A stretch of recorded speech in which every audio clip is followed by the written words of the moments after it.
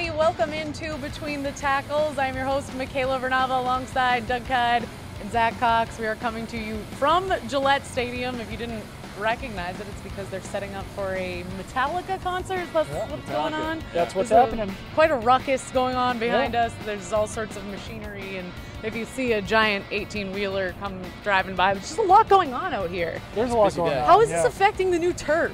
Is it? That's a good question, because they've got these like plastic things all over it. That's actually kind of interesting with the whole turf thing. They changed the turf in 2014, now they're changing the turf again in 2017. That screams to me that the players were not very happy with the former turf, and that they're hoping to fix that with this turf.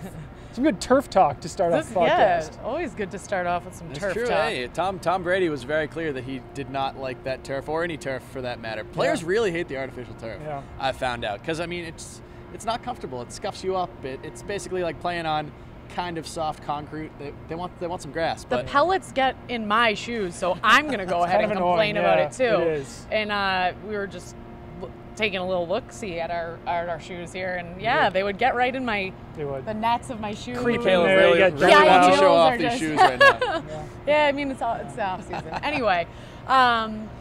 So guys, the biggest news of this week, really, obviously, Gisele's comments about Tom Brady and his concussions, alleged concussions. What kind of conversation do you think is going on in the Brady household right now? Yeah, I can't imagine either Tom Brady or Bill Belichick being very happy with Gisele right now. Yeah. You could even kind of tell as she was saying it, there's like a wheel spinning in her head saying, I shouldn't be saying this right now. And she kind of cut off some of her words. I think that she was about to say that he has concussions every year. At least that's what it kind of sounded like. I don't know, don't want to put words in her mouth.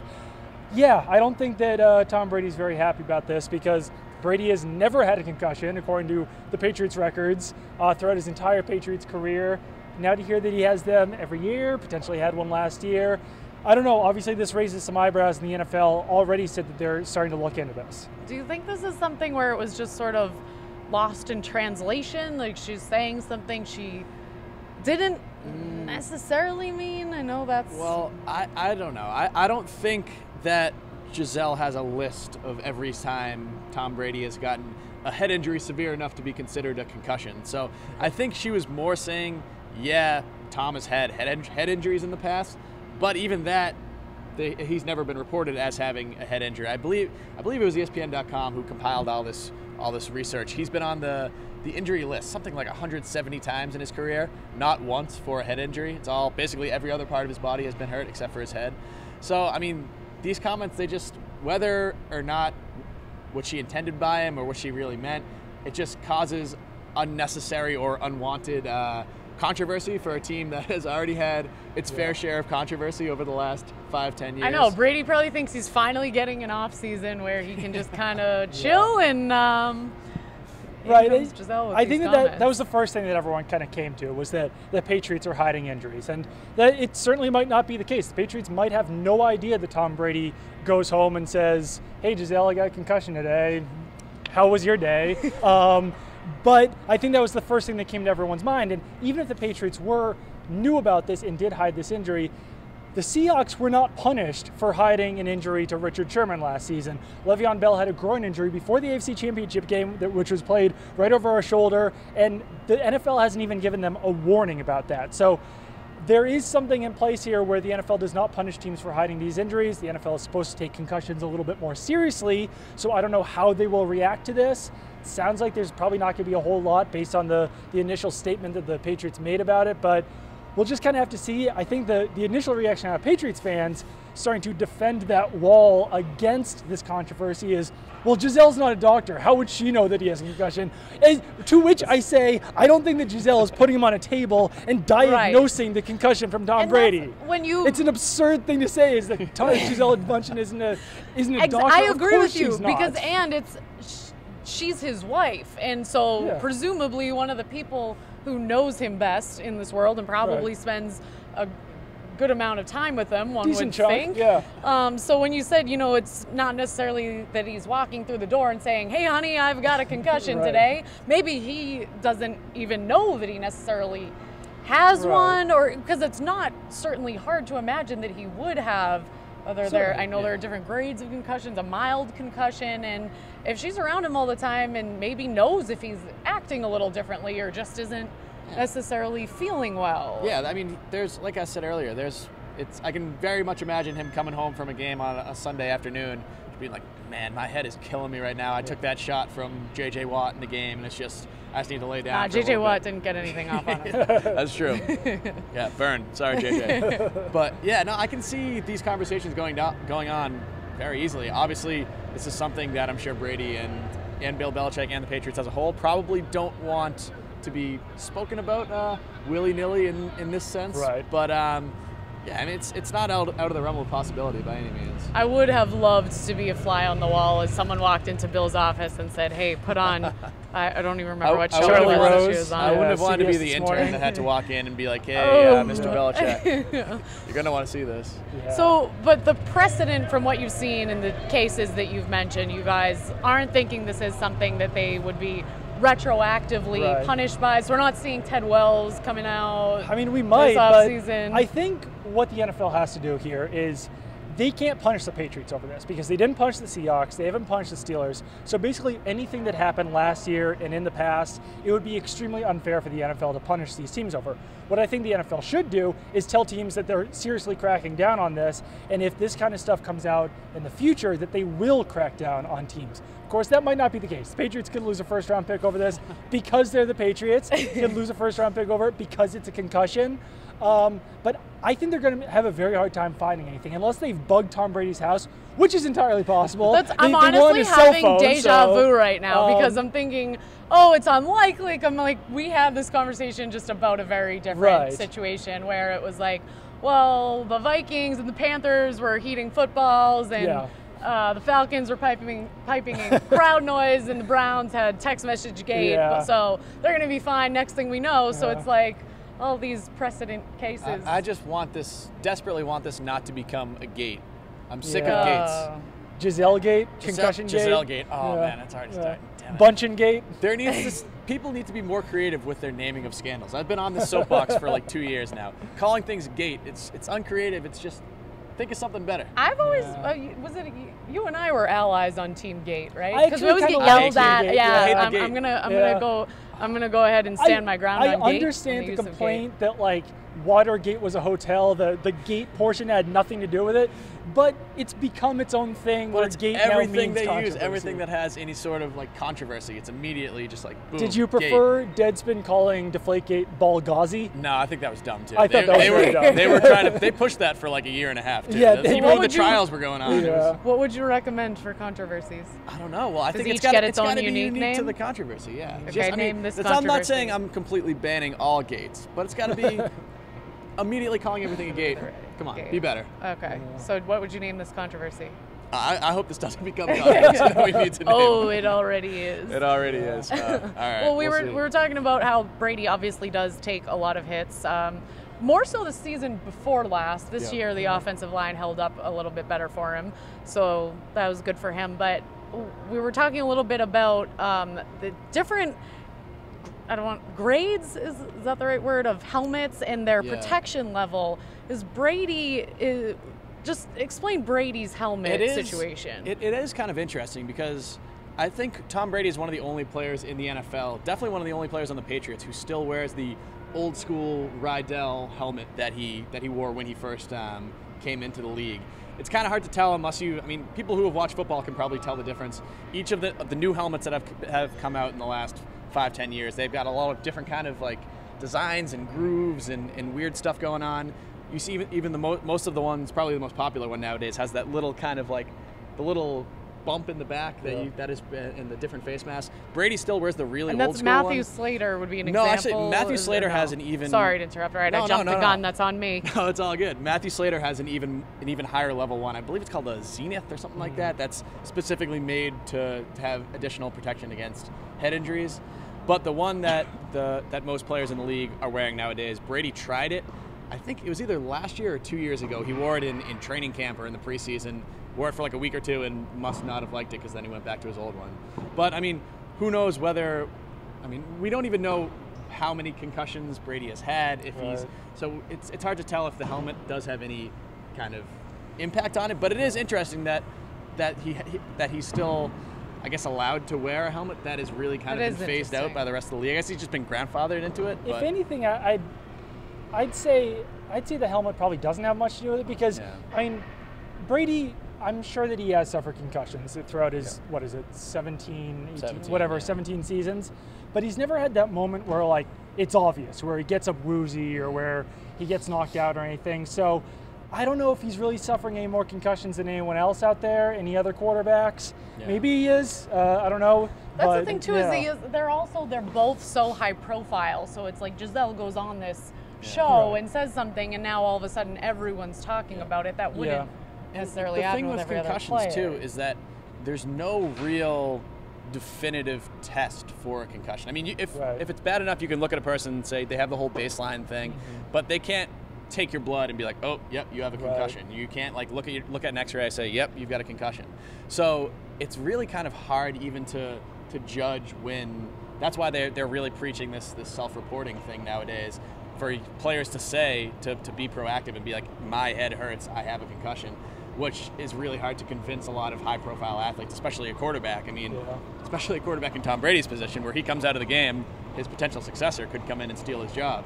And so the guy who's just known for wanting to play every single snap. Yeah, he's a competitive guy. Yeah, it's really hard to kind of find that line between. It's very hard to enforce. I'm a little sore and I actually have a problem. Yeah, it's tough. There is an 18-wheeler coming by right now. There's so much going on out here. Yeah, it's a busy day down here. There's some golf carts doing like. There were just donuts going on with some golf carts. There's a lot happening. Metallica really brings a lot of pomp and circumstance, and I made the egregious error of really underestimating the wind.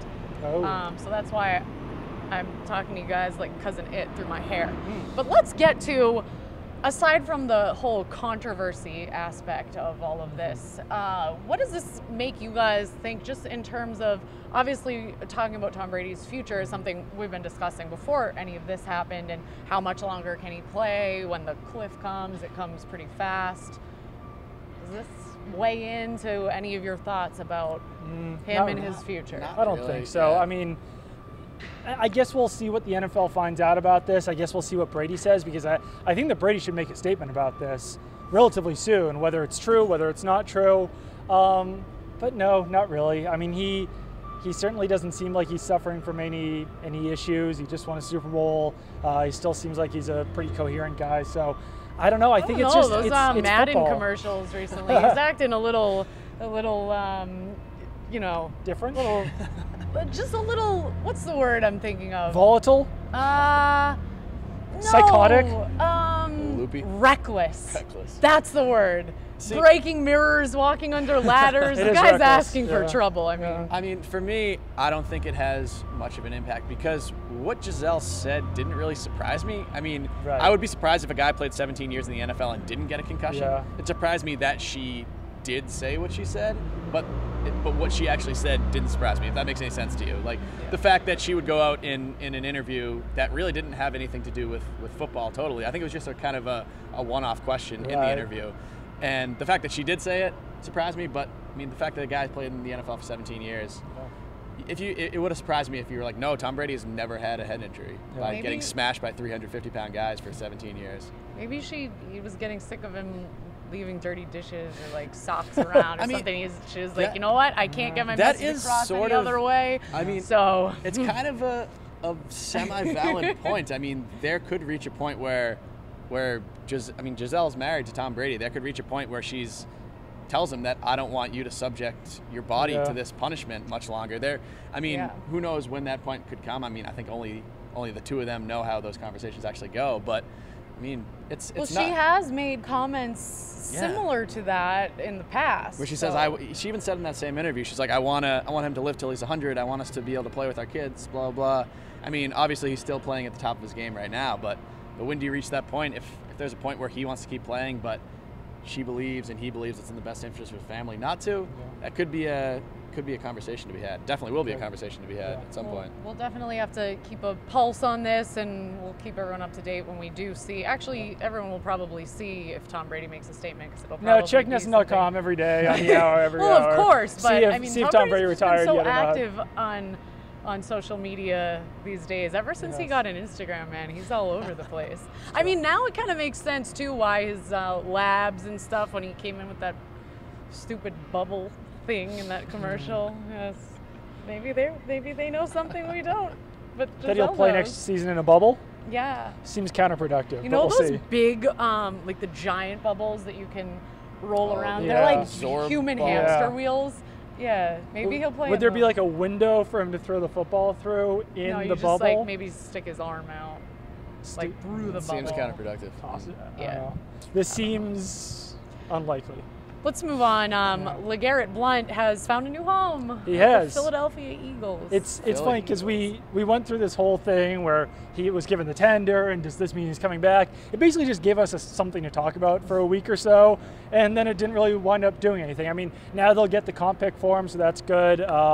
He gets a good deal. He probably gets a bigger opportunity in Philadelphia than he would have here. So good for him, good for the Patriots. Worked out well all around, it seems like. Yeah, it didn't even really seem to hurt his value all that much. I mean, according to the reports, his contract is worth up to $2.8 million, which is a pretty sizable raise from what he made here in New England last year. So, yeah, it seemed to work out well for all sides. Yeah. A classic off-season. We talked pretty much a whole podcast last week about how, nobody wants LeGarrette Blount, and now he's signed. A lot of support out there for him. I saw Chris Long, Jacoby Brissett. Yeah. He did very seem popular to be teammate. Yeah, very much so. Congratulating him. So from the NESN.com crew, congrats and adios to LeGarrette Blount. And that's the only real major change in terms of news this week. Yep. We did just hear from the couple of new Patriots, Connor McDermott and Dietrich Wise. You heard Connor McDermott? No, you did? I heard from Connor McDermott. You did. That was okay. Zach. I was in the Dietrich Wise scrum with Doug. Did he say anything interesting? No, he did not. He was what you would expect a Patriots rookie to be like in their first meeting with the media. He was very short answers, really didn't want to say anything. He's working hard. He's doing everything he can to adjust to the NFL level. He's got a great relationship with Tony Garcia, his fellow rookie tackle. But that was about it. Dietrich Wise actually though had some interesting stuff to say. Yeah, he was fun. Compared himself to Trey Flowers, which I thought was interesting. They're different heights, similar length. Will probably play a similar position with the Patriots. Talked a lot about how Arkansas, gets these players up to speed. We've seen a lot of Arkansas guys come to New England lately. It's been kind of like under the radar. Everyone talked about Rutgers for a long time, but Patriots have 4 guys from Arkansas on their roster right now: Dietrich Wise, Trey Flowers, Brooks Ellis, and Cody Hollister. In the past, they've had Jake Beckett, they've had Ryan Mallett. So it's been AJ Derby. With AJ Derby as well. It's been kind of a factory for Patriots players lately. And no, he seems like he was a pretty entertaining guy, and compared himself a little bit to Chandler Jones and Jamie Collins. I was going to say that. Wait till you get to that. Well, both of them, and I also just thought it was funny that he was very well spoken, well composed, seemed very mature. I was very impressed.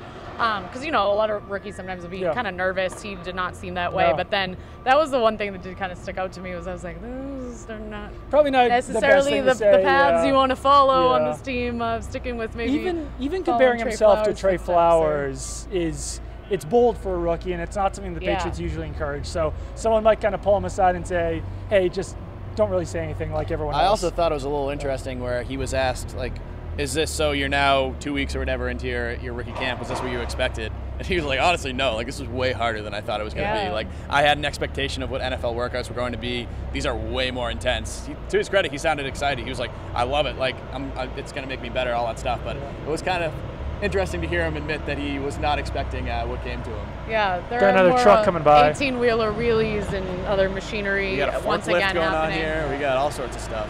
One thing that struck me as funny was when he told about how Trey Flowers went back to Arkansas for homecoming weekend last year, gave a speech to the Razorbacks, and that according to him, the Arkansas coaches had tears in their eyes, and he talked a couple of other times throughout the scrum when we were talking with him about how seems to be a lot of emotion in the coaching staff down in Arkansas. Was it emotional, aggressive, and passionate were the words he used to describe Trey Flowers? Trey Flowers is very quiet around us. He is very quiet. Very soft-spoken. Yeah. Very unassuming.